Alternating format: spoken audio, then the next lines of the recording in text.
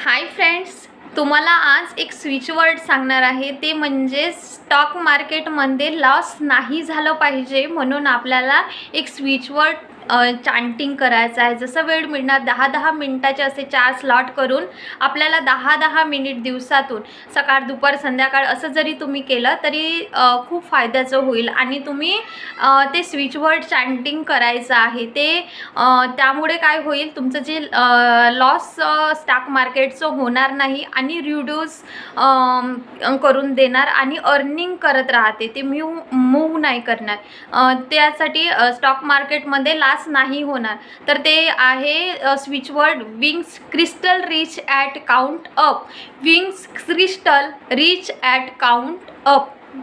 Wings crystal rich at count up असं म्हणायचं आहे आणि चांटिंग करायचं आहे. Thank you so much.